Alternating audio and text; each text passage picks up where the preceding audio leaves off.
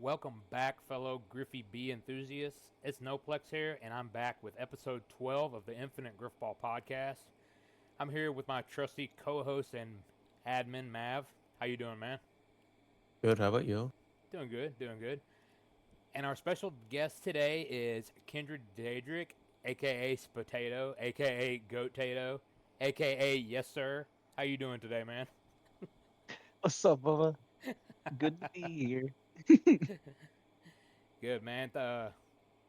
Thanks for wanting to be on the show, and I'm just going to go ahead and get right into it. So, since Spotato is our special guest, we're just going to go ahead and start out with his segment and kind of let him talk about how he got here.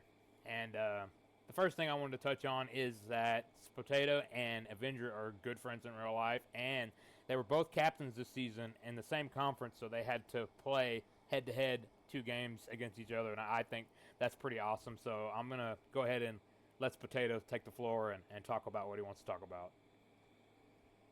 Thank you for having me. I appreciate being on the podcast. It's very fun. Um, so Avenger had convinced me, I'd say like five, 6 years ago to try out Grifball. I actually really enjoyed it back then. I tried captaining and everything. It was very fun. Didn't quite go as planned. This season actually went out very, very well. I tried playing last season just for a little bit. It didn't also work out all that great, but I had a great mentor. I had Cosmos teaching me a bunch of shit, Chemical, and I also had Rain and Big Al on my team. It was very fun. Um, I'd say being in the same conference as Avenger this year was very, very awkward, only for the sole fact that it was just very scary to play against somebody who has a history of playing a game. Um, and he knows how to exploit you because he was the one teaching you how to do stuff at first, you know? Uh, so far, I'll say both our games whenever we first played each other, I believe it was the first games of the season. One winning was actually really good for our team in the extent of giving us a good confidence boost. I don't think anybody honestly believed us to win at all against them, especially considering they had Puppies, Death, Avenger, and Big Al all on the team together. Mm-hmm. But it was really fun. I can't remember the exact stats of that previous game. I believe it was like 5-3 and 5-3 both respectively, something like that. Against Avenger. I can pull it up if you want. Uh, Mav, the fact checker.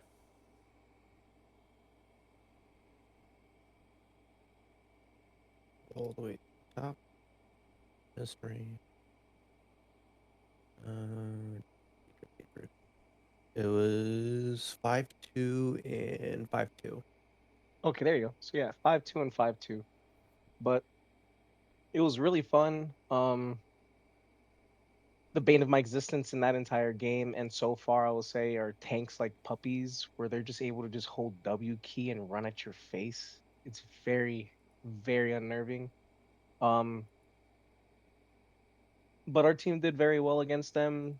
Uh, this season's been very fun so far in the extent that we've gotten to play a lot of multitudes of different types of teams, from people who meme it out like Spence having Smurf practically flower the entire time, going for clips and different shit like that, all the way to people like Chemical's team and Evil's team who are very well oriented with each other and have certain schemes that fit into what they want to do and how they can abuse certain offenses and defenses.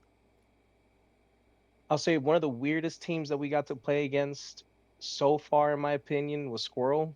I don't understand what this man does on tip off, but it seems as though he is always at the ball first and he's always swinging before you. So I don't I know if can anybody actually. else has experienced that.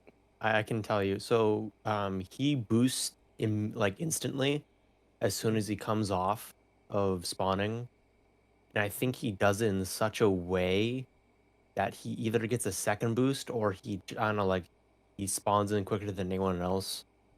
I mean, it's possible if you have like a really quick SSD, but I'm like fairly certain he just like boosts off the spawn instantly and just holds W.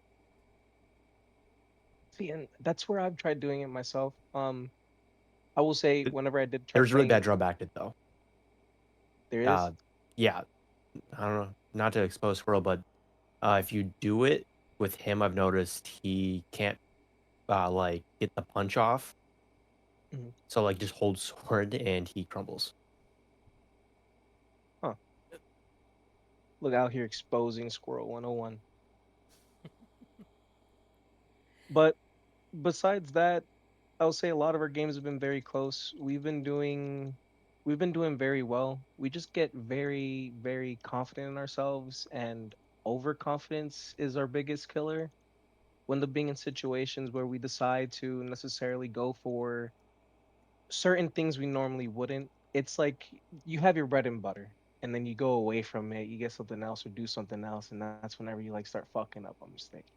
And unfortunately, it's one of those things that it does cost you some games. Sometimes it doesn't matter. But there's been multiple times wherever we've lost leads. Um, I believe one of the good ones was think back. One of the good ones was against KD. I believe we were both like we began the game 2-0. We got to 3-0 or 3-1, and then they started coming back on us and got up 3-3. So it's just one of those things where it's like certain games swing, and as long as we keep our heads level headed, we've been able to confidently come out on top. That's not always the case though, but we've been doing pretty well, especially with the handicap of Cosmos not being able to boost is been pretty spicy and pretty fun.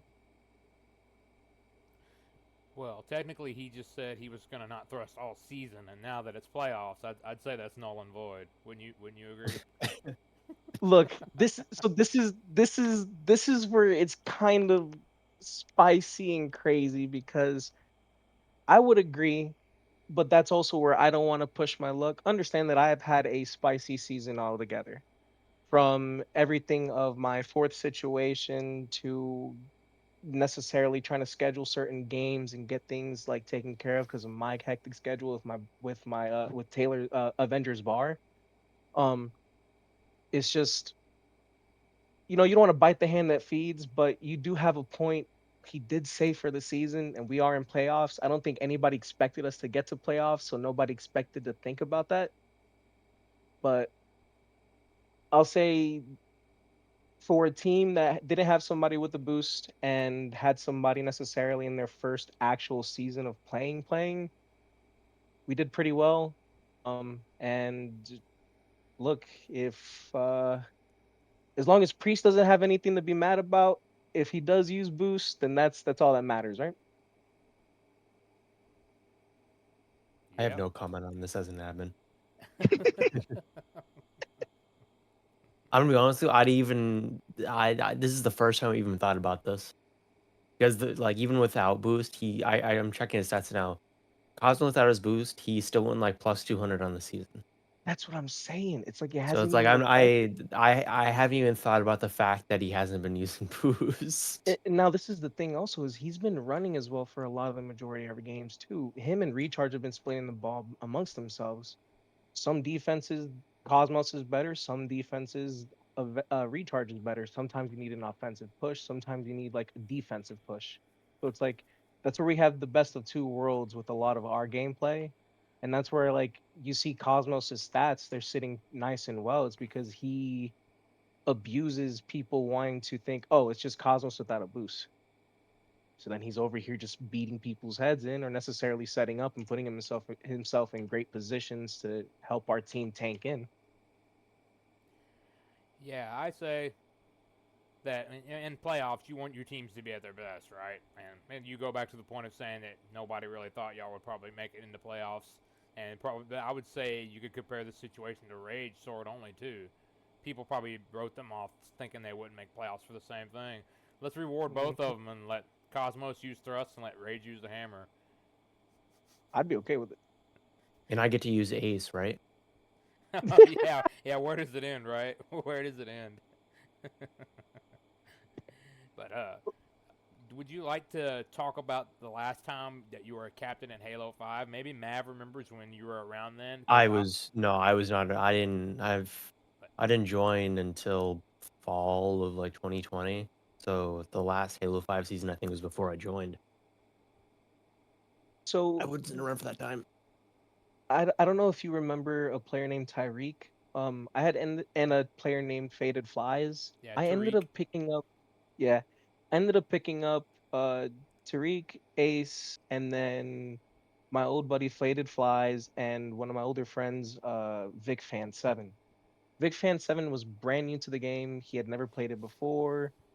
Um, Faded Flies used to be an old vet. He played a long time ago. And then, Tyreek and Ace. Well, Tyreek necessarily didn't want to play in the extent of like practicing or scrimming with us. He just wanted to play the game, and I don't blame the dude. But our first game we had played the season, we won. Second game we played, we lost. And then after that, Tyreek checked out. Whenever Tyreek checked out, my buddy, the Vic Fan 7, ended up checking out as well. He was like, "Oh, this game is only about hardware. It doesn't matter." I'm like, "How can you say that? There's people who are playing on, flat screen TVs and Xboxes and PlayStations. So like, it doesn't matter. Like, it's not PlayStations. I'm retarded. Um, but you get the point. What I'm trying to say. It's like one of those things where it's not always about hardware.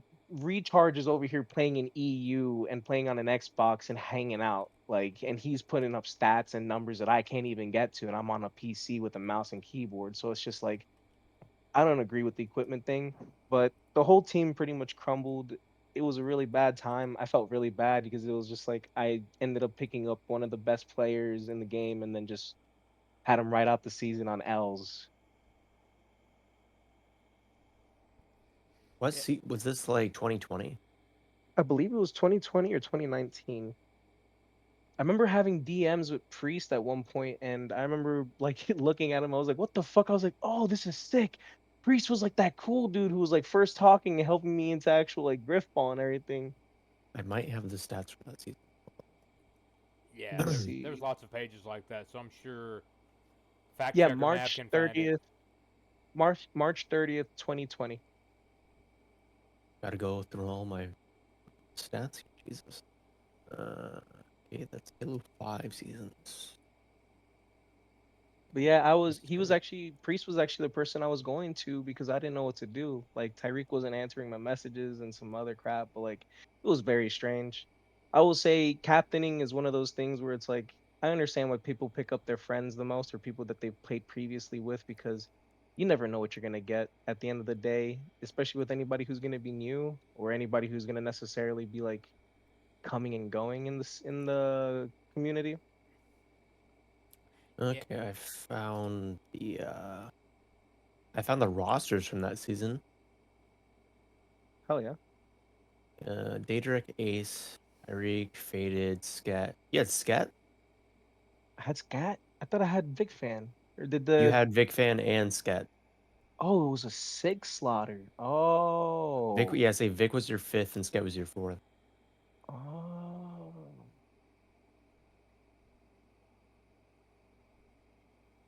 Man, these are some Yeah. old names I haven't heard in a long fucking time on this list. Revenge in the Sky. Redhead King. yeah. That's TG Revenge 40, Revenge in the Sky. He was a lot of them TG guys played. Um, Destro Nova, he Oh, was one of them. stop killing He had a me. couple of them. Acebrook. BCN 19. Whatever happened to BCN 19? Just died like all the other players. Sorry, It's you can sad to keep see the going. people come and go constantly. It's like it's a good game. It's not terrible. It's just like how the game modes get screwed over. I can understand why people just get pissed off about it. Well, the thing I always try to remind myself and others is like this is a competitive Halo league slash community that's been going for 17 years now. I mean, it's close to Mhm. 17 years. I mean, it's outlived Rooster Teeth, and it's outlived Grifball.com, it's outlived Grifball.info, Grifballhub.com, which nobody ever thought that was going to happen. And it's outlived many other longer standing Halo communities that were already going at the time on better websites with more people. It's gotten dead at a time, like Mav said. I mean, there was a year where there wasn't a season uh, before while people were waiting on Infinite Forge. So it's kind of miraculous that competitive Grifball is still a thing in a league structure, and it's still ran by similar people. I think that's pretty wild. Mhm. Grifball will outlast Halo itself. I am convinced. It will die when the sun explodes and we are all dust. Or whenever Rage decides to sell the server for $500,000. Oh God, you bringing up how much he's selling it for is just increase the price. Yeah, He's like, yeah. he gets the idea. He's like, 500,000. You know what? That sounds good. I'm pretty sure the last time he said the number, it was like 110,000. So you just hit him up like 5,000% or something like that. He just lost. I say he just lost a horse race earlier, so he's got to get his money back. How do you lose a horse race? Excuse me. He was betting on horses, I think. Oh, I'm weak. Look, bet on humans. At least in basketball and football, you can be depressed and angry at somebody that you can shoot. Yeah, Rage. Why are you racing a horse in the first place? You know you're not going to win. Exactly. Just bet $100 on me. You won't get the money back, but at least I'll get the $100. All right, I think I'm gonna go ahead and move on to the next segment, and what I have is season standings and how we got here. So I'm just gonna go ahead and start on the bottom of Hammer Conference and just go our way up, and then go to Sword Conference and work our way up that one. And seventh place in the Hammer Conference was Neuralink, which was Avengers team. They ended up 4-15, and that team, like Potato said, that was Avenger, Deathcrawler, Havoc Puppies, and then Big Al was their fourth for most of the season. El Diablo or El Racist was supposed to be their fourth, but he just believe he just had a child, so he got very busy and he wasn't able to play a lot. But it was I know Avenger had a tough time getting sniped and bidding, sort of similar to my bidding experience, and he was just able to get who he could. Definitely a solid team playing against them, but it's just one of those things where in a competitive league, somebody's got to lose, and it's unfortunate, but it is what it is.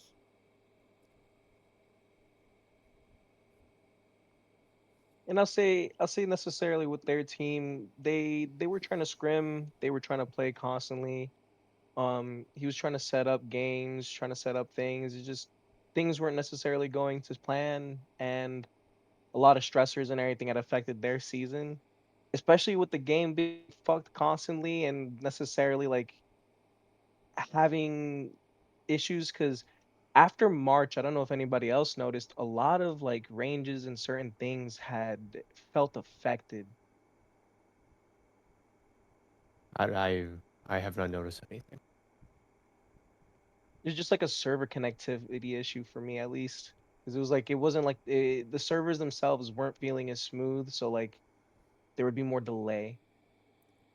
As Ace Spence would say, have you tried exit lag? Like, what? Have you never heard of exit lag? No.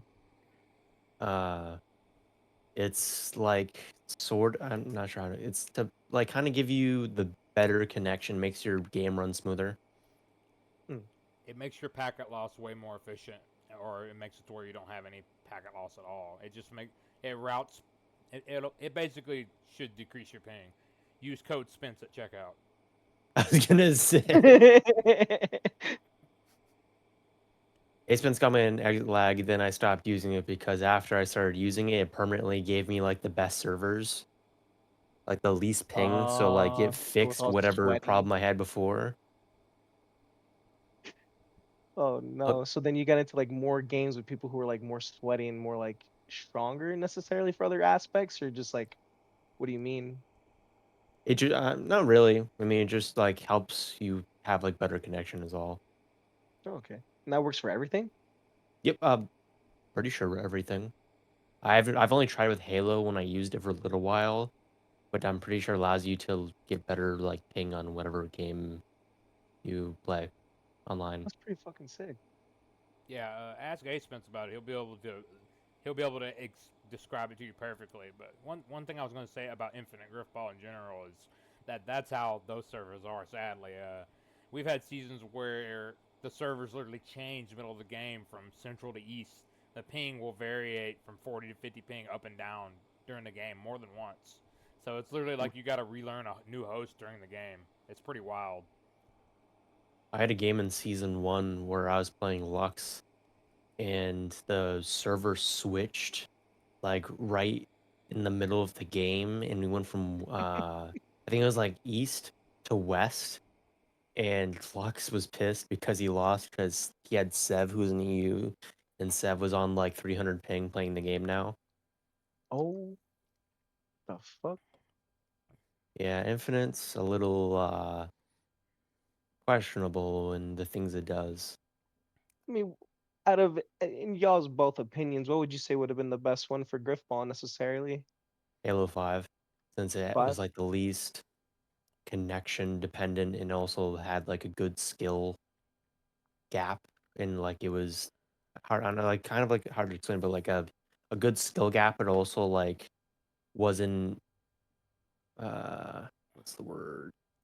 Not demanding, but wasn't like intensive, if that makes sense, where like it wasn't like super hard to get into. I think that's one like it's not super hard to get into, but it wasn't like super easy to get good. I didn't. I think the scourge of these games is that we go through the cycle where when you're playing the current game, it sucks, but the game's not good until you go to the next one, and the next game sucks. Now the last game is good. I think that's the same thing with Grifball in a way. Um, when Halo 5 was new, bunches of people left. They didn't want to play. We lost like half the player base because of the custom games breaking. And while it was a really good and competitive Grifball, and I enjoyed it, I just feel like SmartLink threw off the Grifball angles big time. We widened the court, we lengthened it, did everything we could, changed all the movements. We did testing for a long time on that game. It was a beautiful game, and it could have been the Grifball we were still playing if it was a PC port. But that's just my opinion on it. That's how it is with Halo games. People said Halo one, they've done that with every game in the cycle. It seems like the game sucks until it's the next game. Then the last game was good. But Didn't it take him like 6 months to fix the custom games? yeah, the GGL season just basically came to a standstill then, and they ended up having playoffs and finishing. But a lot of teams just didn't bother.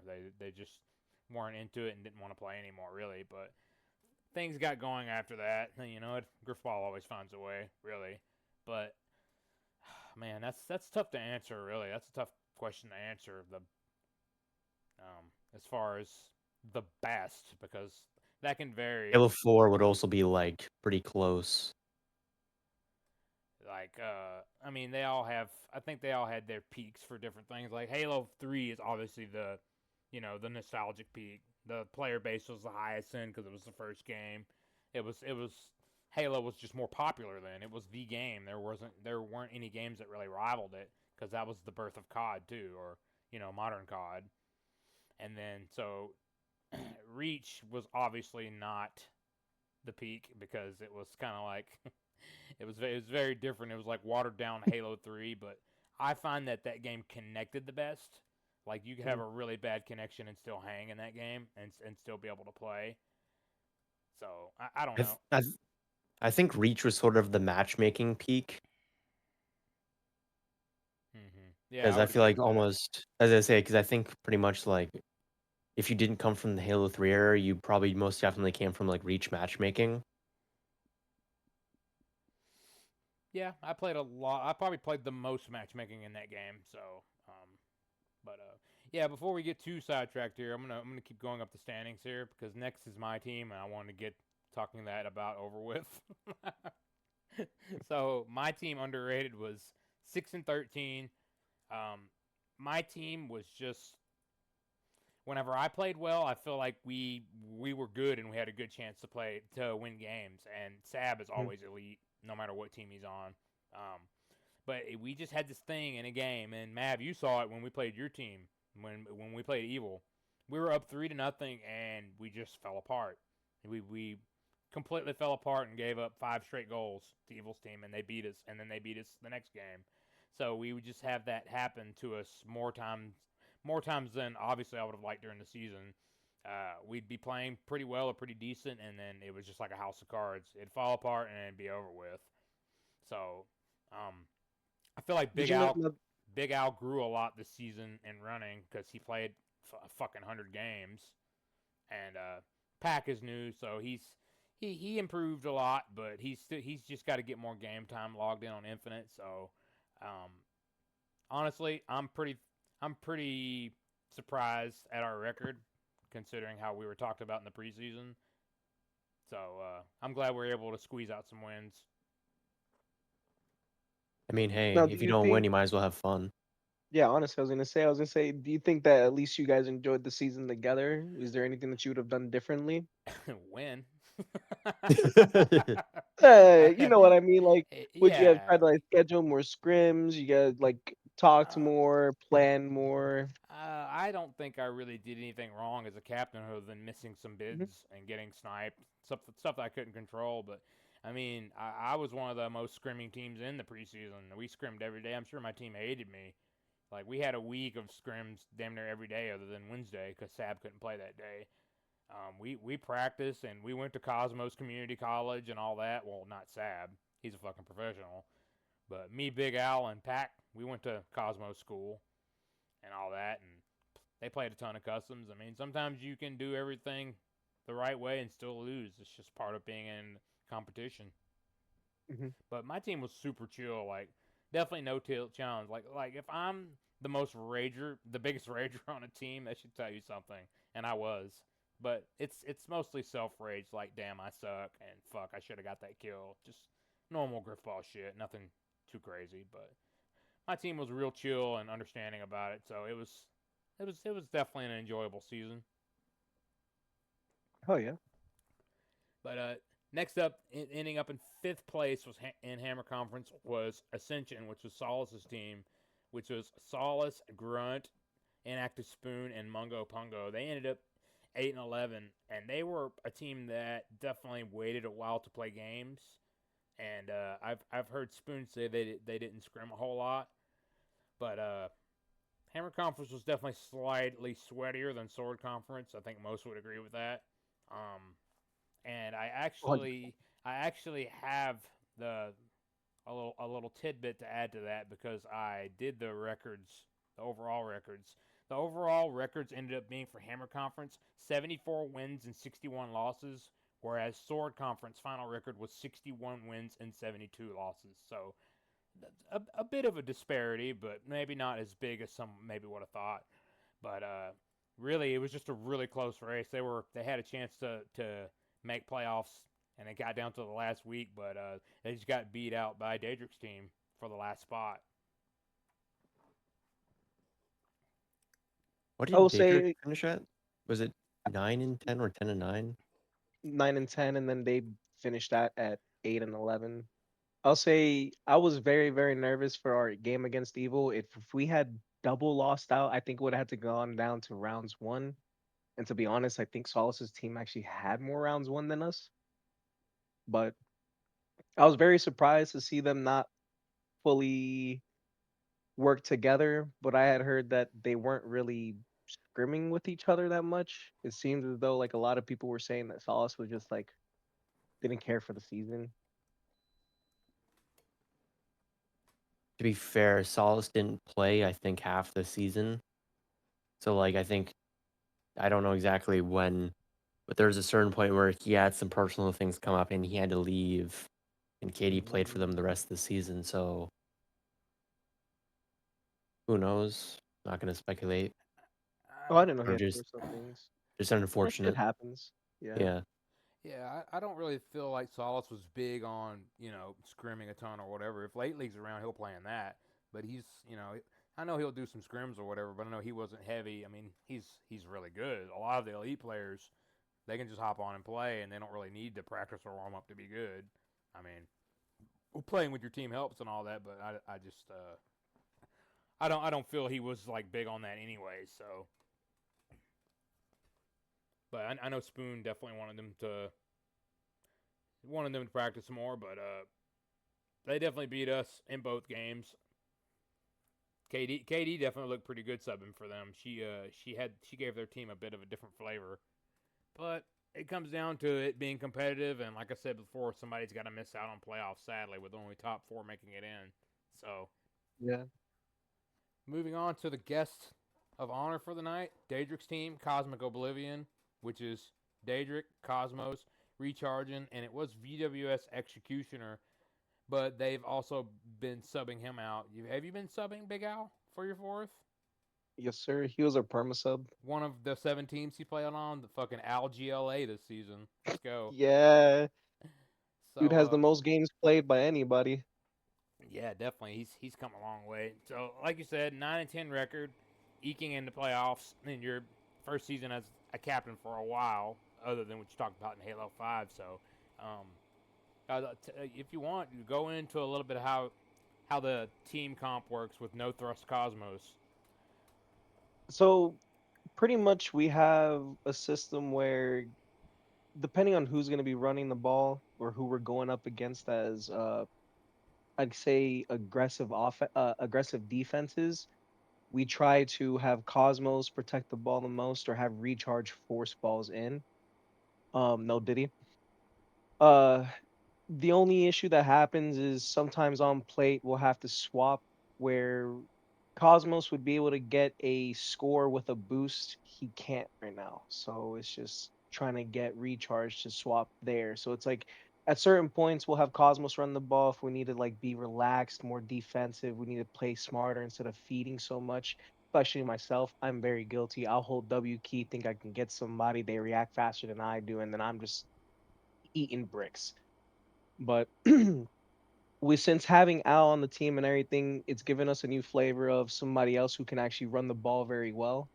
He's a very good tank. He's a very good ball runner. He's a good mixture of all of it. He's especially with him playing on so many teams this year. He's this season. He's been necessarily changing his style. Whenever we went up against y'all's team, dude, I wanted to die. I wanted to die. He knew everything to do to stop us, and I just wanted to die. Because it was just like he'd know exactly how my brain works. I know I'm not the best of players. I know I'm not fantastic. My D rank really isn't my skill rank. I'd honestly say I'm still lower towards an E. Um, but I try to fill in the gaps that when people get too hyper focused, I can necessarily explain like, hey, like a good example would be like if I see two of my teammates immediately going for one person, I say, hey, space out, don't focus, don't tunnel vision. So we're all paying attention. And then that's those split seconds, people think, oh, okay, look, like let me look at my radar real quick. And then they see their teammates, they realize what's going on, and now they switch their positions. Um, and that's how we've been winning a lot of our games. We've just necessarily been communicating really well, especially with tip offs. We've been winning a bunch of tip offs, and that's because we know Cosmos can't boost forward, so the rest of us try to boost, put ourselves in position, and try to go for the ball immediately.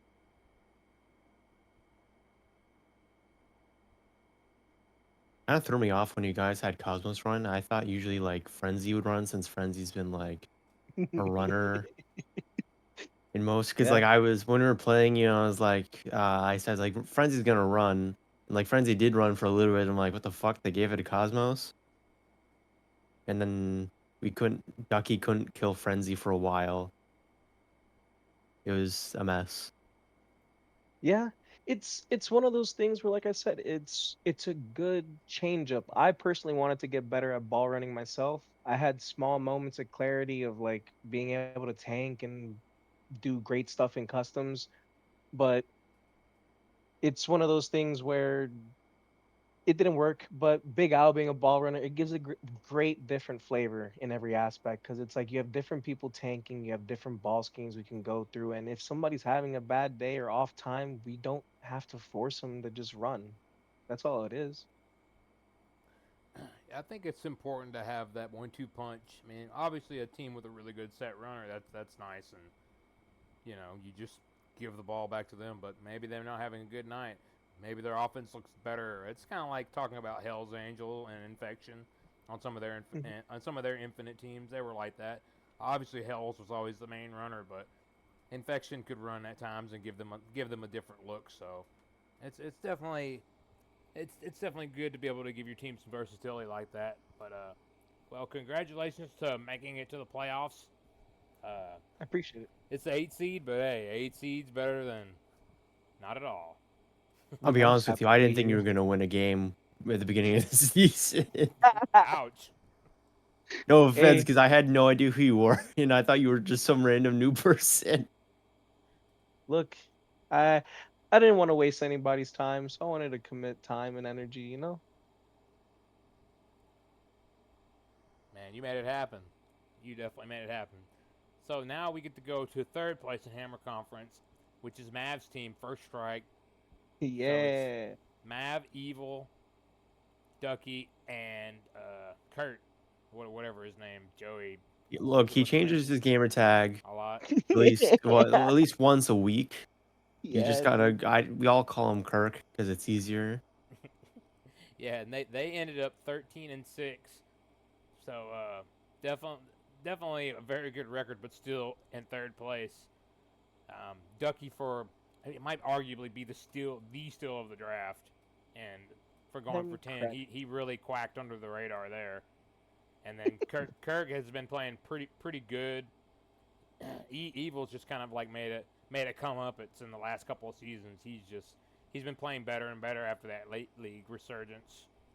Whenever he played a lot, then he's just gotten better as an all around player. And Mav going Mav. So yeah, I'll say Mav being an S plus for the whole year is very, very impressive. I will say whenever we played against him, he made me want to bite a fucking corner of my wall because every single time You he'd at just least hold turn forward a at lot. me. It's pretty. Yeah, yeah, and you knew that, so you just like were like, "Hey, stop it," and It's you like just the like same thing with smacked him. Cosmos. Since Cosmos can boost, I just bait him into swinging, and I stand there and then I kill him. There's just science. Yeah, I study every player and I watch how you all play, and then once I figure it out, you're done. see, you're what I want to be, but I'm not that intelligent yet in the game. Well, I'm not intelligent. I'm autistic. There's a difference, man. Look, this is why I have to take my ADHD medication. You don't take it. I You're just know, nerfing but it's yourself. better. I know, but it's better for me. It relaxes me. I smoke too much weed. good man, good man. Good brain. You gotta be evil. Evil takes I think it's Adderall, and I Yes, guess it makes sir. him more of like a calmer person, but you just don't take it, man. Well, I don't take anything because I'm autistic, because you can't really fix that one, but I would find being like maybe more hyper is like better for this game, since a lot more fast reaction timing. Mhm. Well, I think that's just a trait of all elite players, being able to read what someone does and figure them out quickly and kill them. So that's definitely not a Mav thing. I feel like all the Shrek, Lux, Spence, Ace, Sab, all It's just all, been all impressive those. to see him. It's just been impressive to see him hold the top of the leaderboard the entire season. Usually Spence does that, but I decided to take that from him this season. I was gonna say, like I've religiously seen this leaderboard and I've looked at it constantly and I've never seen your name move from the top of the leaderboard. I think Lux had it for like a day in the first few games of the season, and then I took it after going, I think like 104, like I think it was against Solace or it was against Katie's team where I went like 100 and like 30 or something like that. And I went like Jesus. plus 70 a game, and I had like the highest grade game of the season. And after that, I started going like plus 50 for a few weeks. It all seemed to work itself out. Yeah, I would say that's probably a byproduct of how many teams we had because the talent was really spread out. I mean, this is not a diss or a knock on Mav. Mav's going to be S tier damn near every season. But I just think with the talent spread out, it's like it was. It was definitely easier for the more elite players to shine like that. But I definitely feel this season was still very competitive, even though we probably had enough to maybe do a tiny Amy League. But I still say this was really good, and all the force played, and a lot of subbing happened or whatever. So it was definitely it definitely spread the talent out, but this is also a record sign-up season for us this season, and also with the number of teams as well. We've never had 14 teams, so That it is was, crazy how many teams there were this season. yeah. So The first, closest we had before was 13 with IGL, I think. yep, and there was lots of fifths and sixths on those rosters, so definitely could have been more teams that season. But well, first strike will definitely be a team to look, uh, check, keep an eye on in the playoffs, but we'll be getting into that a little bit more later with predictions. So, on to the number 2 team and Hammer Conference. It's like clockwork, which is Lux, Genji, Tommy Westside, and Lomain. And they finished tied for first with 16 wins and 3 losses. And their team has just been really solid, like all around. Uh, Lux hasn't played since season 1, but it sure doesn't seem like that. It seems like he's been playing this whole time because he sticks around and plays in customs. He's still pretty active and involved, even though he didn't play in those seasons. And Gingy came off a couple of good seasons, but he was wanting to go from good to great. Tommy's just a good third or fourth, even second, just to hold the tanking line and be absolutely annoying, trying to get past and kill. And Low Main is up there with Ducky for one of the best fourths this season. Definitely a good steal pickup. Um, this team's gifted in the passing offense. They're not afraid to pull the trigger. They're very good defensively, and like I said before, they work well as a unit. I will say I was very surprised whenever I did go up against them, how often and how willing they were to actually sling the ball out there. It was kind of crazy. They had us actually changing our play style after we played them because we were like, wow, they could actually do that. Why can't we? Their team is passing addicts. Any team that Lux is on is going to be usually like always playmaking sort of first in a way because Mhm. Lux sort of has that passing mentality. He's sort of a crackhead. Hey, That's the he way I has like to the think of it. confidence, and that's one of the reasons why his team was doing so well this season was because of his confidence. He's also extremely lucky with some of the things he gets away with. Yeah, I will also say that it feels as though like his ping is like the best in the lobby. I will also say the improvement that I had seen from Low Main in customs, because I believe before the season had started, Low Main had actually jumped in a little bit into some customs. He was okay. He was like I will say just like me whenever I was starting off, but I will say that dude has skyrocketed in his skill level. He is very good. Um, if I was to compare him to anybody, I would honestly say I'd compare him closest to Goosler to an extent in skill. The Goose. The goose. Hmm. So, moving on to the top of the Hammer Conference, and that belongs to Chemical Imbalance, which is Chemical, Pop Tart, Priest, and Captain Seb. And they also had 16 wins and 3 losses. And to me, this is their ship to win. They've been really dominant all season. I'm not really confident that they'll like 2-0 and 5-0 their way to the ship or anything, but out of all the teams we played this season, this team was just stifling. They're like the Iron Curtain. I don't even really know why they're that good, other than Chemical's really stepping his game up. He pretty much jumped up an entire letter grade this season, maybe even more than that. He's definitely stepped up to be the lead tank of this team. They're extremely annoying defensively with 2 swords. I mean, it's bad enough when you got to deal with Rage and one dedicated sword, but when you got to deal with Pop Tart and Sev, it's fucking nightmarish. You got to watch out for both of them, and I just feel like they're just smothering on defense and offense. They're also a big clip hunter team. They get a lot of highlights. They're not afraid to pass it. They're just they're really good. I agree with From you there. They do have a actual smothering offense. They consistently go at you. They hold W key, but they do it in a way that is very smart. They'll have Pop Tart always ready behind Chemical or behind anybody else, ready for that follow up sword lunge to get on somebody who's swinging early, like I would. So they really do abuse the entire thing of mind games necessarily. Playing that tanking role, trying to see if they can get you to swing first so they can follow up immediately. And if you don't have that recharge instilled in you, you're not going to be able to swing fast enough to stop them. From like watching them and hearing some things, I've been told that like Priest has been a pretty big help with them, like communication wise. So I kind of feel like the reason why they've been doing so well and meshing so well is because of Priest. Ace is also like, I think he's an A. If I pull up the thing, I think he's an A right now. Yeah, He's and a B plus. yeah, and Priest balled out last season too. We were dead last, obviously, in the standings, but Priest and I both had really good seasons. But he outplayed me last season, so he's just he really digs thrusters.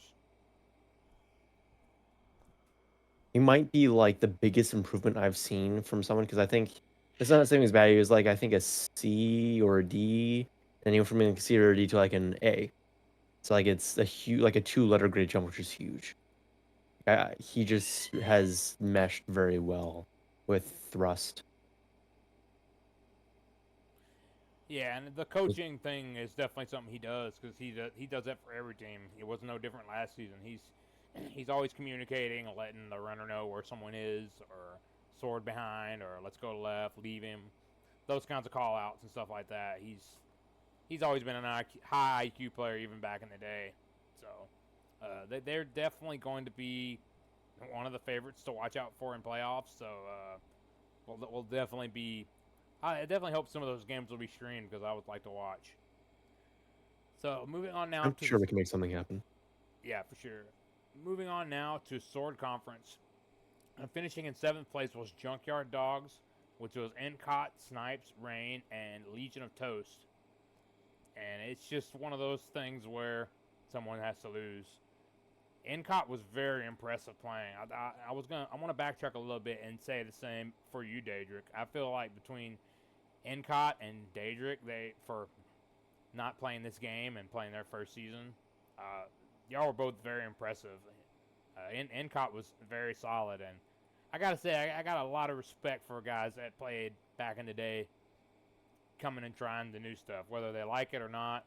But not only trying it, but being good at it, I definitely respect that. But it's just a team that looked good on paper, and it just didn't work out in the win-loss column, sadly. Yeah, I will say Encott brings a really great vibe to community. He's very nice. He's very funny. He's just a bro. He's that broski.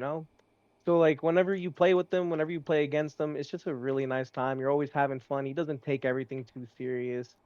Um, I will say whenever we did play against them, it was a really good time. They actually surprised me like how well he plays with random people surprises me because a lot of his games he's always had the sub. So it's like, I believe whenever he played with us, he had Grump Padre and somebody else. Like for him not playing with Grump Padre and just playing against us, he did very well.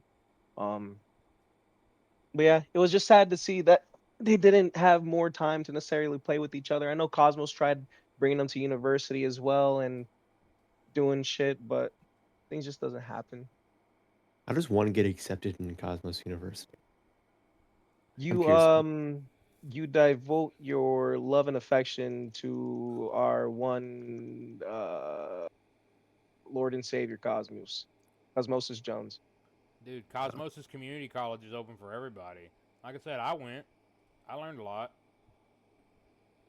Pretty fun time. Moving on to sixth place in Sword Conference, we have Intervention, which is Skullin's team. They finished 2-17, and their team was Skullin, Spank, Goosler, and Shadow Panda. But I think Shadow Panda ended up only playing 4 games. So I don't even know why I'm wondering this. Big Al definitely was their sub. One of his 7 teams.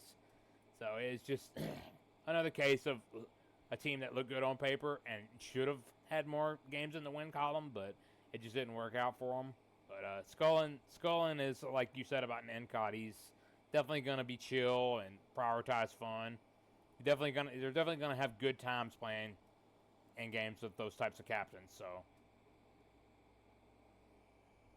I think Scolin's team was more of a team that just like instead of winning and more of just having fun from just like talking to Skolin and Goosler. It's more of like how the objective was fun more than winning, which I mean, hey, to each their own. Yeah, I mean, you got to think about it. It's like you guys said, it's a game that's been surviving through the testament of time so far. It's a small knit community on a game that's practically just slowly phasing itself out. It's outlasted so many different companies. So it's like, you don't want to get too hung up on things. You don't want to get too angry. You just want to hang out. You want to have a good time. You don't want to stress too much, especially with how life is. Eat, sleep, live, Grifball. Grifball will remain alive forever. It's so dead it can't die. I wonder actually wonder who came up with that. Because I I feel like did. that kind of fits us too. Oh, I well, it did. fits us so well that just, like I don't think it'll like ever die. I think it'll always remain like at least with these sort of type of numbers where it's like, you'll get like 10 teams a season. It's kind of just wild to me how long it's lasted. A beacon of light in the darkness. On to fifth place in Sword Conference would be Squirrel's team, Squirrel. That was just Murder Inc.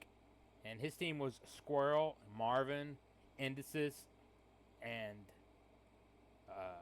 Double Ump. Yes, that was his fourth.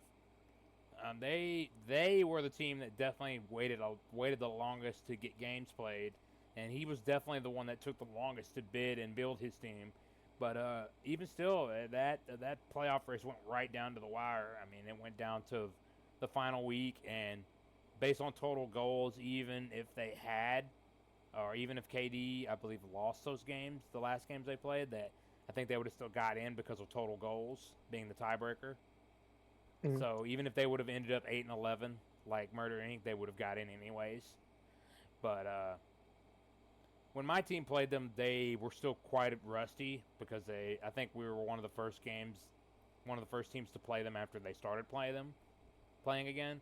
So they definitely weren't put together. I feel like if this team would have started playing earlier in the season, they probably would have made playoffs because it seemed like they just kind of got hot too late and just you know wrong place, wrong time. I'm kind of surprised at how well this team did because I honestly was a bit questioning, Squirrel's not draft, but like bid philosophy. Because when I was like just looking at the team my parents, like I didn't really think it was that good. But I mean, the fact that they almost made playoffs, the team was just kind of wild to me. Squirrel and Hawk sort of there for the carry, and I don't know. It's just I'm still astonished at how they did so well. I know I've glazed him earlier for the entire tip off scenario, but like I said, man, he just does something at getting the tip off, and it's something that it helps the team. It really does because at that point you give confidence, you give a momentum shift, you get in people's heads, and you necessarily secure your win. And it's before anything is even scored at that point.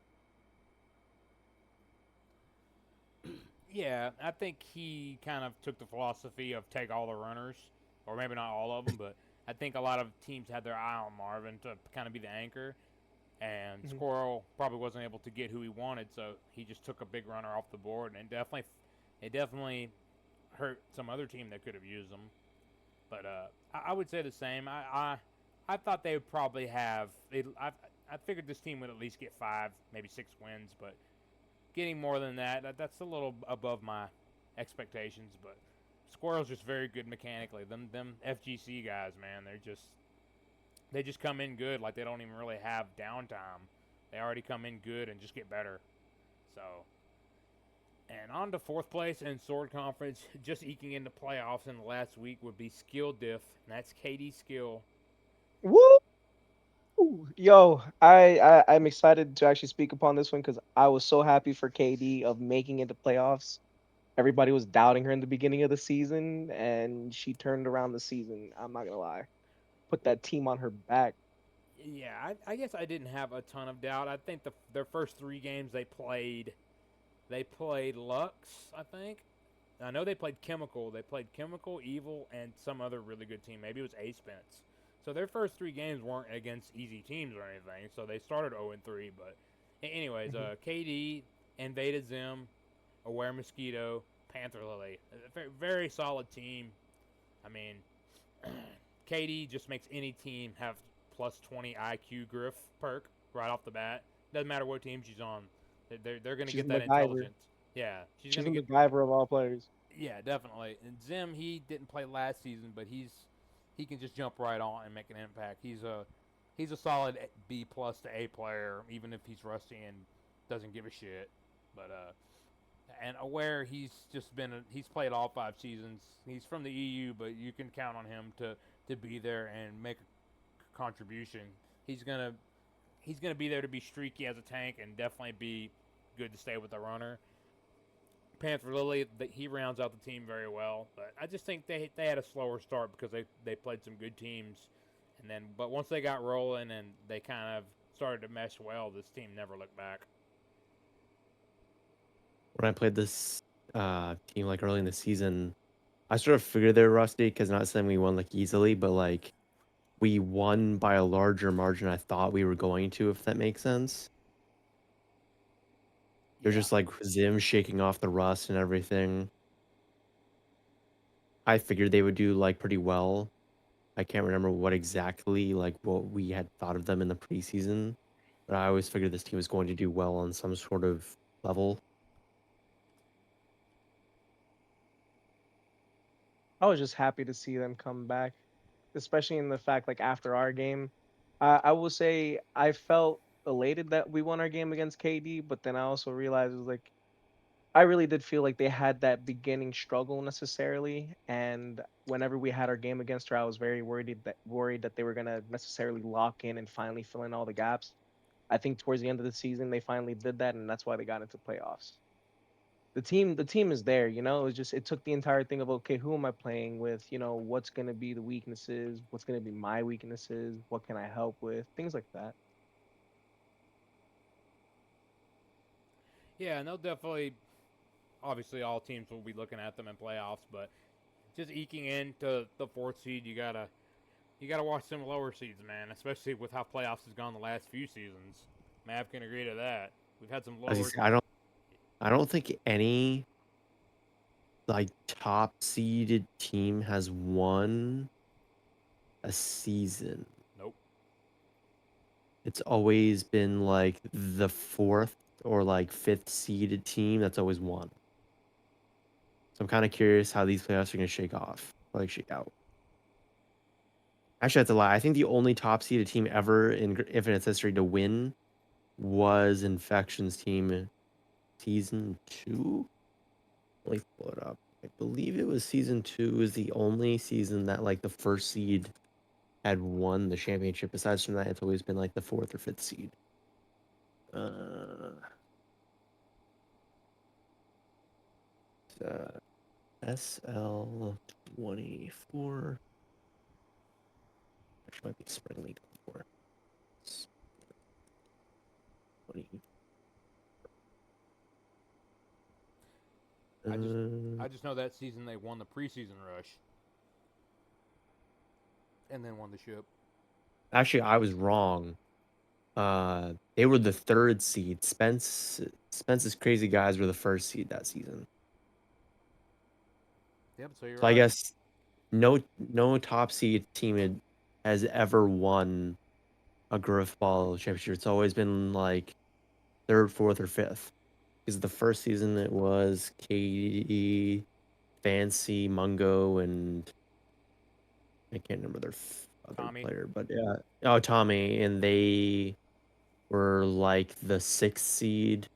And then season 2 is the third seed. Then season 3, I think it was the fourth seed. Then season 5, it was Sap's team, and that was like the sixth seed. It's always been like teams that are super hot going into playoffs. Definitely.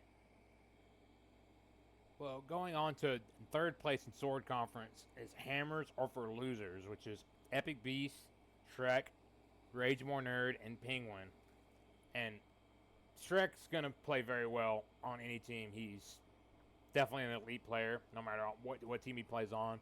This is Rage's first season in Infinite, and he declared that he was going to do nothing but use the sword all season long, and he's done pretty damn good, especially since he started to find his footing and warm up with how this game's mechanics are. But he stuck to it. He hasn't used a hammer once this whole season, and he's been able to contribute. Penguin is also one of those three in the trio for best steal of the season because as a player who hasn't played Infinite and someone who hasn't even played Grifball in a decade, they've seemed to really just pick up Infinite like they've always played it and have been a big impact on their team. And of course, Epic is their runner, calling the shots, making pass plays, running in goals. So um, this is definitely a team that had to fight back in to get their playoff spot. And I just feel like Shrek has such a big impact on any team he plays on. He just, I don't know how he does it, but he gets the very most out of all of his teammates. He makes everybody around him better. He inspires everyone around them to improve if they do struggle with something. He's just good and makes everybody else around him good. I think he's been in the finals every season except for season one. Because season two, he was on the team with Snipes and Cosmos. Season three, he was on the team that won with Infection. Infection and Hells, and then season four, he was on the team with um Hawk, Havoc, and I can't remember. Was it Avenger? Yeah, it was Avenger. No, it was Ducky. And then Or was was it it? Oh, it Ducky? was Ducky. That's right. Yeah, that's right. It was Ducky. Yeah, he lost in the ship when people didn't even think he'd get there. So you can't really bet against Shrek at this point. It's not always a good bet. He's I feel as inevitable. though he just brings a confidence. He just pisses excellence at the end of the day. I'm not gonna lie to you, and that's nothing to I glaze like on that him. reference. It's just the fact that like dude whenever I think of Shrek, I think of a giant ass dude who has a hammer and is literally just gonna run at you and say, hey, you know what I'm gonna do, but you're not gonna do anything to stop me. And that's literally what it feels like playing against him on the court. It's constantly like, he's just holding W key, just swing, but then you can't. Like I don't know how to explain it. Everybody's got a plan until they get hit in the mouth with a grav hammer. Why Shrek? Yeah, he just brings a really good level of intensity to any team. But then once they got rolling, uh, they definitely started winning a little bit easier. And I knew Shrek and Rage was going to be a really really fun two teammates to have on the same team. That's a lot of personality between two people. That's like five people's worth of personality in two dudes. So I knew they were gonna have some memes and some dreams. And Some memes and some dreams. and on to second place in the Sword Conference with arguably the funniest team name this season, Chick-fil-Ass Grabbers, Mystical Novice. Congratulations. So this team is Novice, Dylan, Perfect Demise, or Risky, what his fucking name is now, and Trespass. So Novice, with not having much credits to spend, went out and got Dylan, and then just kind of peppered in PD and Trespass. And Novice has been the number one player, like wasn't it like the last two seasons in a row? So he can fucking pick up any team and will them to playoffs. It doesn't matter who it is. It's He's dominant. it's almost a shoo-in now that his team is going to be like the first or second seed. Because the first season, we were the first seed. The second season, I think he was like the fifth seed, but his captain sort of quit on him. The third season, he was like the first seed. Yep. Like the fourth season, he was like the first seed. He's so good that he just carries his team to like the number one seed. It's kind of crazy. Whatever he does, he succeeds at it. I will say Novice, he isn't afraid to go for it. That's one of the reasons why he creates so much pressure on the field and he has such a presence as well. He knows how to play a lot of mind games with people, especially on tip off. He knows two things. One, either his teammates going to necessarily kill whoever's going to be in mid, or they're going to die. Out of those two decisions, if they win the trade, then he necessarily goes for a side and he'll either A, go for a launch, B, just run it in. But if they die, he immediately follows up on whoever's gonna go for ball, slashes the hell out of them, and then just goes on a rampage every time. Especially whenever his team is under, like they're losing for whatever reason. Just like they did against my team. They were 3-0. Out of nowhere, they came back and 5-3'd them. Yeah, I think Novice is a good captain. He's gonna direct his team around, and he'll get on to you when you're not playing as well as you need to be, or if you're not where you need to be. It's not like he's mean or anything like that about it. He's competitive. He wants to win. A lot of Mhm. people are like that. I'm that It's way. not I'm pretty yeah, it's competitive. not that he's being a dick. You necessarily have an expectation for people, and people understand that, like, oh, I fucked up or I did something stupid. Gotta own up to it. Yeah, I think him and Dylan have really good chemistry because Dylan's very good at playing weak side and going to spawn and eventually getting passes too.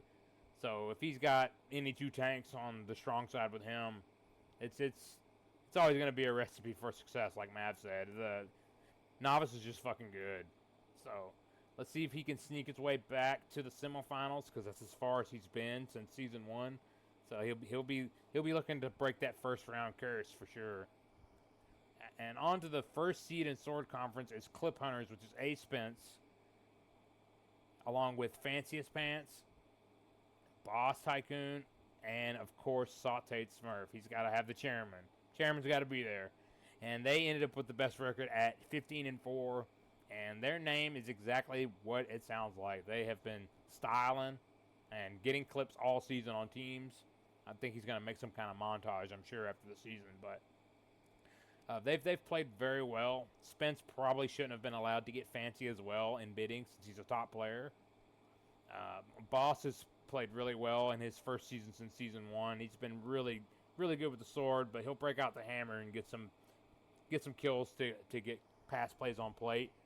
And Smurf has really played a lot better this season. He's definitely meshing better with that team, and I've seen him run a bit, which he didn't do much of last season. So it's no surprise this team is number one seed.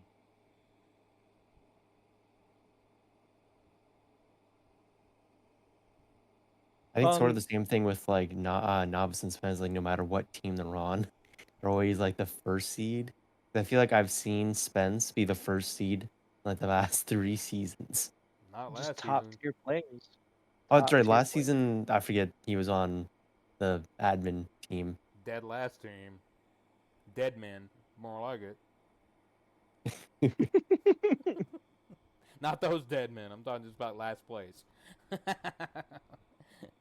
But yeah, you're definitely right for the most part. Last season was just a fluke, but he's just very intense, very momentum, go forward, and it's not like just stupidly aggressive. He's just very efficient about it. He knows the ranges very well, and he's gonna take advantage of any situation all the time. Uh, Spence has it down to a science with everything. You just see the man play clone hero. If everyone has any idea what that is, he is a crazy man, as his Oh, that's the last Guitar three team Hero games have thing, played. right? Yes. Listen, I would just say he has a lucky wife, okay?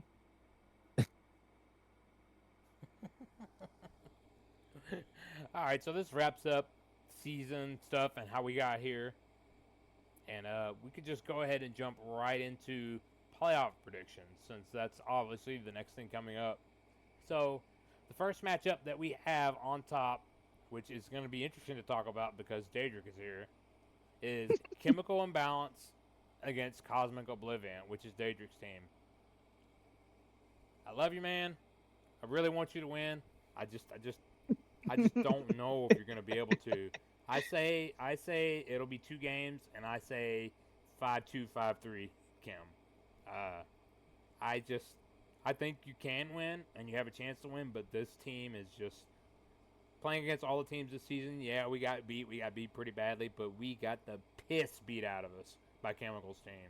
They were the only team to 5-0 us both games, and it was like desperation the whole game. We couldn't do shit. So I just feel like eventually they're gonna smother y'all, but maybe I'll be wrong. It's happened before. I'm actually quite good at it, but that's my prediction. I say 2-0 Chemical Imbalance. What do you think, Math? Uh, I'm actually probably gonna surprise people. I'm actually gonna pick Gage to win. I'm gonna go say this might sound funny, but I'm gonna say you get 5-0 the first game, then you win 5-3, 5-4. Spicy. There are some things that I've seen happen when I played Chemical that I noticed when he also plays other teams that happens that I think will probably happen again. I'm not gonna expose it, so Chemical figures out his issues since I sort of want the upset thing to happen still in Infinite to keep things more exciting. But I will say Daedric wins in a very close series.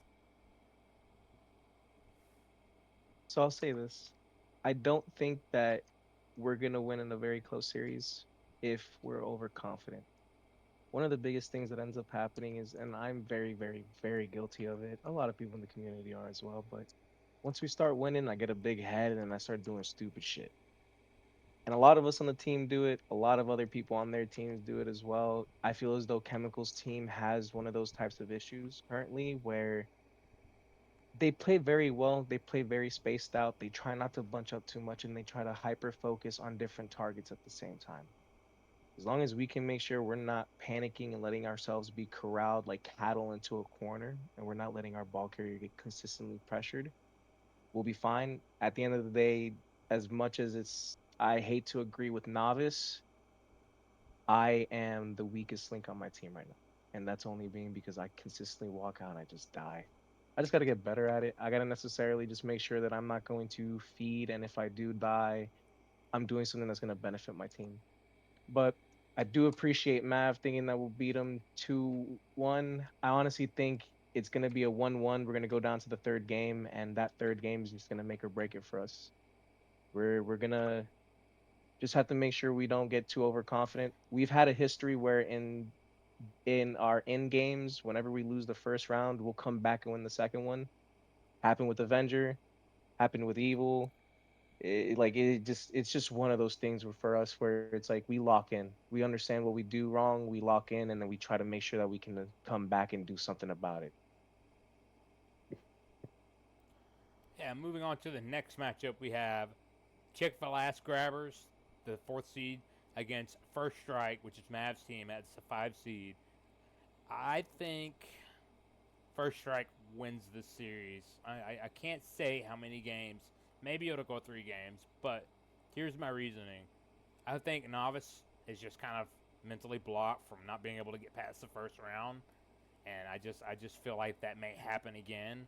And even if that weren't the case, I just feel like at the end of the day, First Strike is a more rounded team with a little bit more firepower.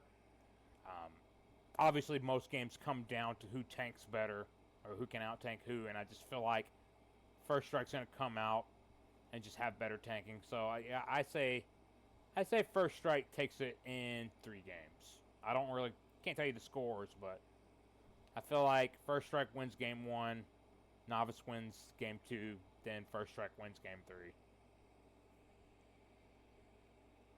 Daedric, you I'll want to, agree. as you say, I was gonna say I'll agree to an extent.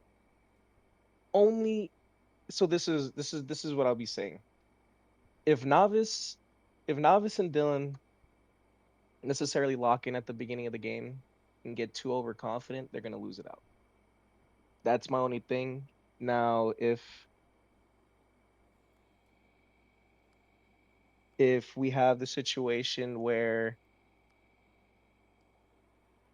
they don't and they have where they did against our team 3-0, we're winning. They're winning.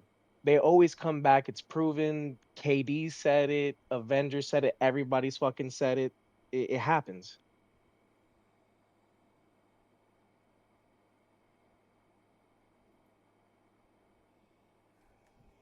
you want, Yeah, I go guess ahead. I can go next. Go ahead. I think, I think it goes to 3 games. We almost okay, we probably should have beaten Novice when we played him earlier this season, but we kind of choked away with some questionable ball movement. Uh, I think we probably win it in 3 games, and I think every game is probably like 5-3, 5-4. It just sort of depends on like us not making mistakes and us sort of watching Dylan and Novice. I don't know, that's pretty much how you beat any team, but still, I think we beat them. I think every game's 5-4, 5-3, but I think we win. Yeah, this is a pretty close matchup as far as player versus player because I find that Mav and Novice match up well against each other, both S tier caliber, Oh, and no, then no. Hold on, hold on. The only thing I will say is I agree with you to an extent where it's a lot more lumped up, like in skill levels. But I really do think Mav is going to be the biggest factor for their team. If Mav keeps down Novice, it's over for them. I found Because I, I find that Dylan matches up with Evil pretty well too. They kind of play similar. Evil doesn't go to the spawn as much or anything like that, but Mhm. he's. I mean, they kind of serve the same purpose, same role. And then you got PD against Ducky. That's an all-time Amy matchup. And then you got the Battle of the Fourths. So I feel like the Trespass and Kirk. I feel like that's all pretty close. Not saying they're completely even, but I feel like as far as a team matching up against another style of team, I feel like it's pretty parallel. I'll say I'm very impressed with how Trespass has actually been playing for the season. Same thing with Risky. Um, but that's also where I say it's just like Mav to Novice. I feel as though the style that Mav brings to the table is going to counter Novice very well. Evil and Mav have a great chemistry that, like I said, the only thing that's gonna suck is if Dylan and Novice pop off and realize not to do anything crazy, they'll be able to handle everything. If not, Evil and Mav are gonna be able to warp everything down. Well, Dylan's all about doing crazy stuff. You got to watch for the launch or passes or anything. He's very very unpredictable. A catalyst for sure, but Do it'll you think it'll what's it'll the it'll be a good series, no doubt. what would be the over under on him drinking that day? Oh, Oh, that's you have to. He's got to be over 5 beers, man.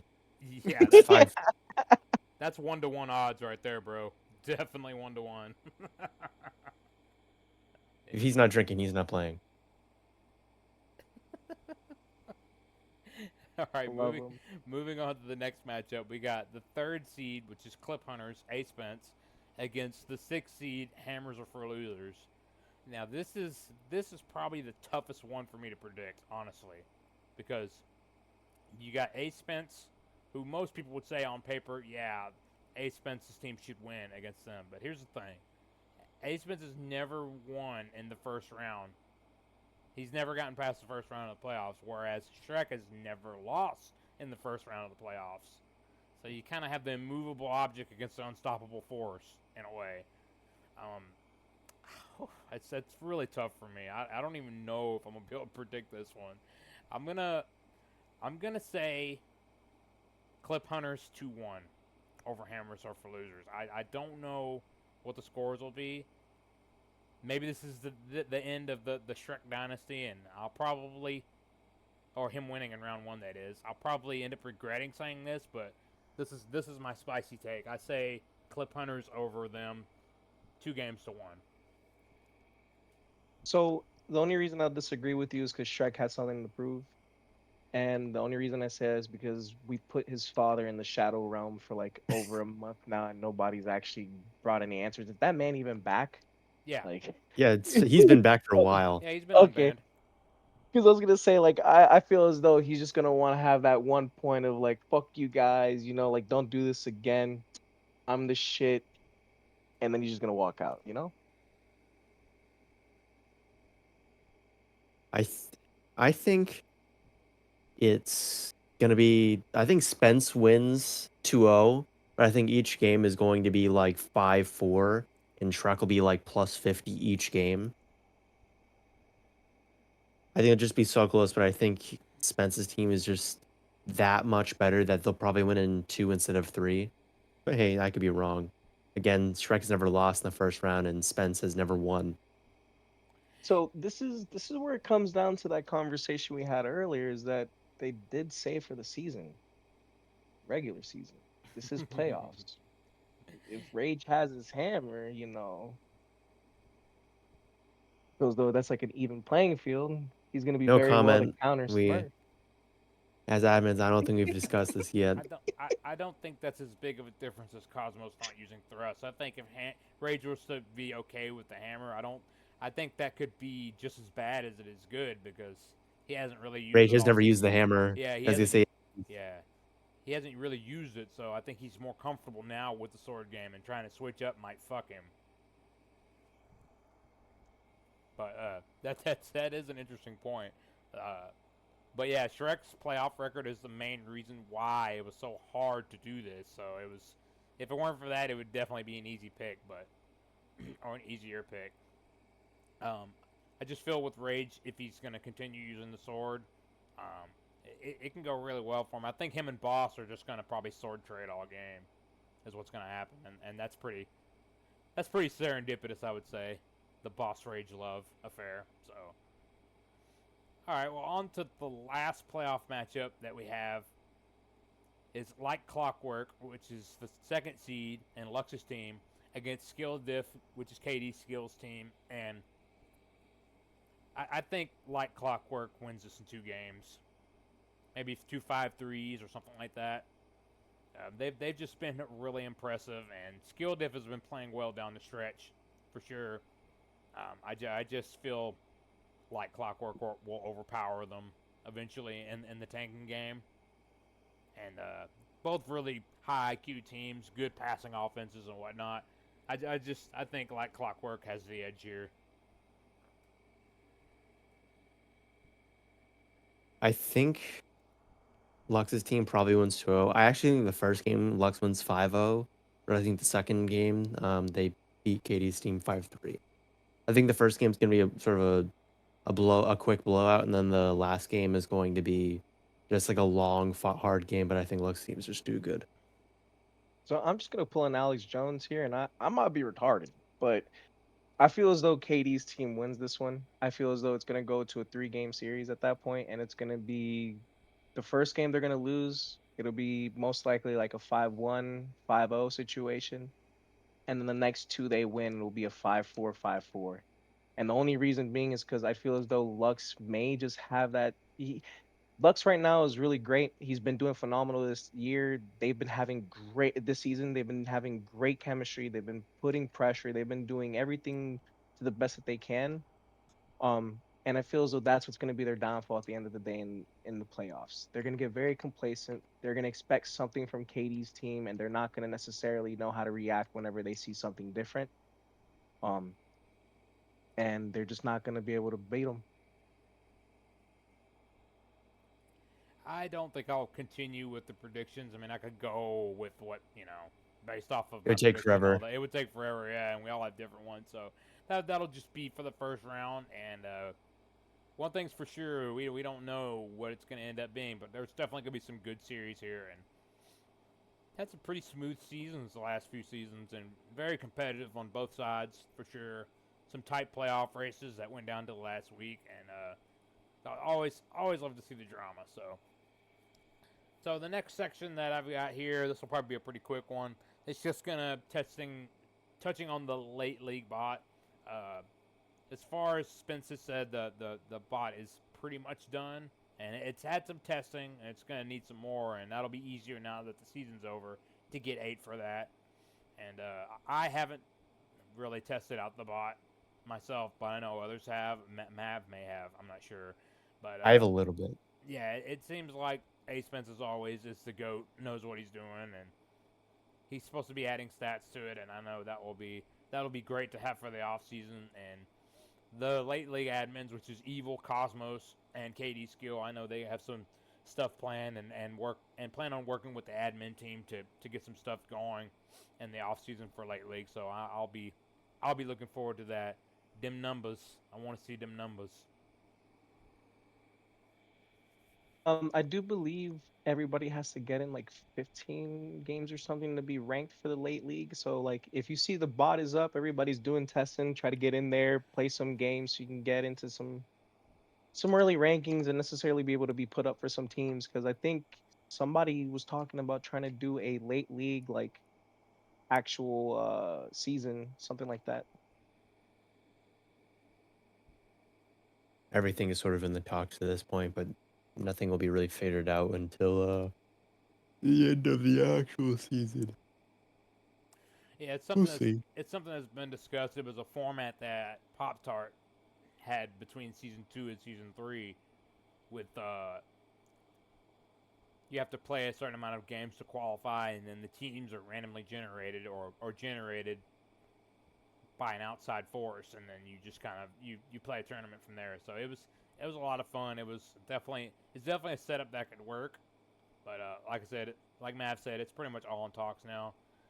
So on to the next section that I have here is just some leaderboard stuff, and I'm just gonna go through some of the top 5 of the leaderboards that I care about and want to. I'm not the biggest fan of the totals because games played can be varied based on by player. I mean, especially Big Al. Big Al played Oh, the 56 56 games. games. Yeah. so so the first one that I'm going to touch on, which I find is a pretty good one, is spread per minute. And in fifth place is Master Squirrel. Fourth place is Chemical. Third place is Ace Spence. Second place is yours truly, Mav. And number 1 for spread per minute is Shrek. And I guess there's not really a big surprise there. And then I don't think KD ratio. I don't think I'll do that one since we did spread per minute. Um, Definitely most betrayals. That's definitely what I'm going towards. Fifth place for most betrayals is Priest. And fourth place is Gingy. Third place is Cosmos somehow without thrust. Second place is Big Al, which is understandable with all the games. And the winner of the Benedict Arnold Award is Panther Lily with 87 betrayals. Congratulations. What's the difference between first place and second place? 10. Jesus. But I Even think, Look, without playing all those games. yeah, I'm they happy I'm not on the leaderboard. yeah, So it is. they played yeah, they played a lot of games though, Panther and Big Al, but Big Al played a ton.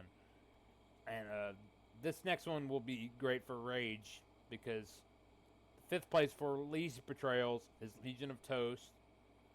Then Sab was the fourth place, very impressive. Snipes is up there. He didn't play a lot of games, but he was up there for least betrayals. And Executioner, he didn't play that many games either. But Rage More Nerd with no betrayals all season because he used a sword. Not even a single ball or sword betrayal. That's kind of impressive and sad at the same time, in a way. I want to see some sword betrayals, damn it. That's pretty funny. And the last one I'm going to go ahead and do is goals per minute. And Spoon was fifth place. Master Squirrel was fourth. Novice was third. Sev was second. And Lux was first. I guess that's not really too surprising of a leaderboard, considering those are all runners. But yeah. So that's it for the leaderboard stuff.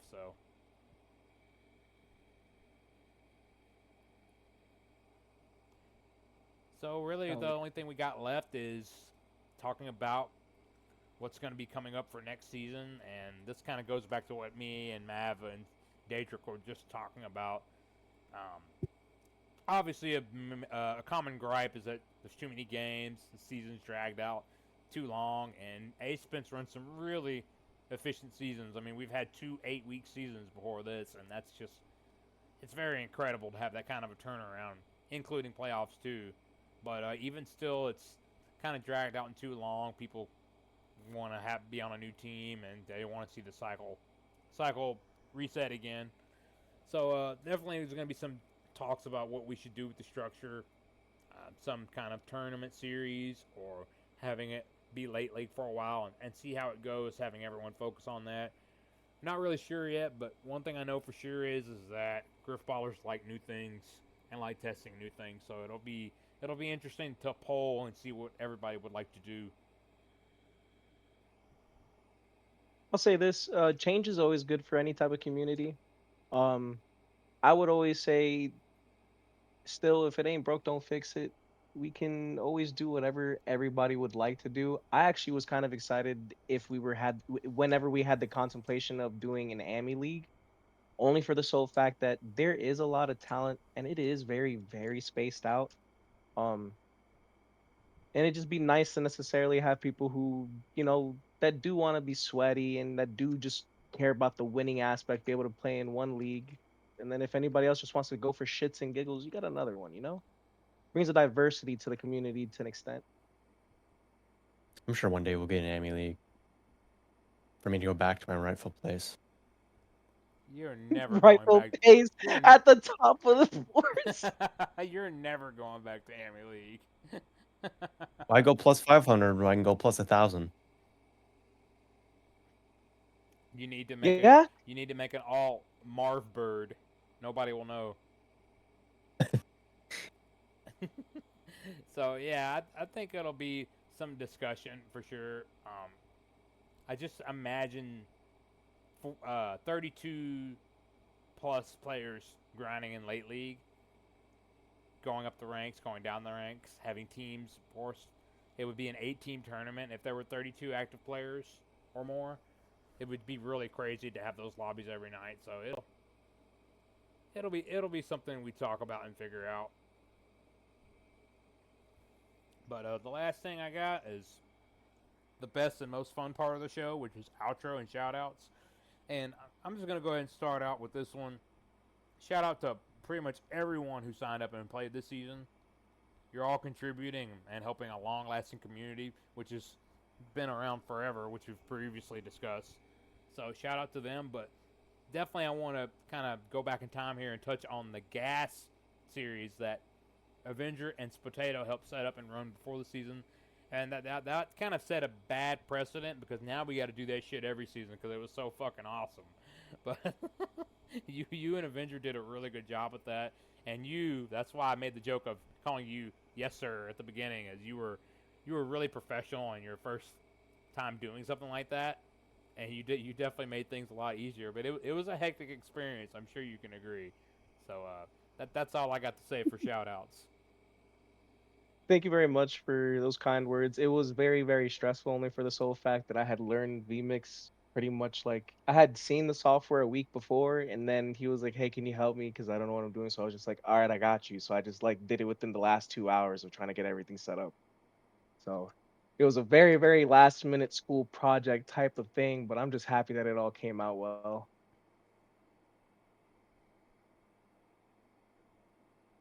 And honestly, I'd be down to fucking do that shit again. I very much enjoyed the entire aspect of it. It gets people involved. You get your actual Twitch channel going, and then one thing after another, you get more people wanting to join and play, and that's how you just keep the community going. It'd be fun to do it for the next one. I think the only thing I have to say, Hmm. for like just shout outs and intros, obviously like don't flex it on for, people signing up. That's always a given. We only survive because people, play the game. Um, I guess it's not an, sort of like a reminder. Probably tomorrow I'm going to have the award voting go out like I usually do, like the day before playoffs or something like that. I might release it tonight. I just have to finish a few things with it, but awards will be out today, tonight, tomorrow, something like that. So just Oh stay yeah. tuned for that. Nice. Potato, you got anyone in particular you want to give a shout out to? Talk shit on? Anything like that? Honestly, I want to give a shout out to necessarily everybody within the admin community that helps make this happen. Because I will say it's a lot of work. Everybody does have their own personal lives and things that they have to take care of. And at the end of the day, it's a bunch of grown ass adults who need help with regulating and doing shit constantly. Um, but like I said, thank you to all the admins, thank you to all the players, and thank you to everybody who's necessarily just keeping this community alive. I very much enjoy Grifball, and I want to come back next season again. I don't know if I want to captain or if I want to be in the pool. I'd probably go for like fucking 5 credits because I'm dog, but I do enjoy this, and it's very fun. It is very, very fun.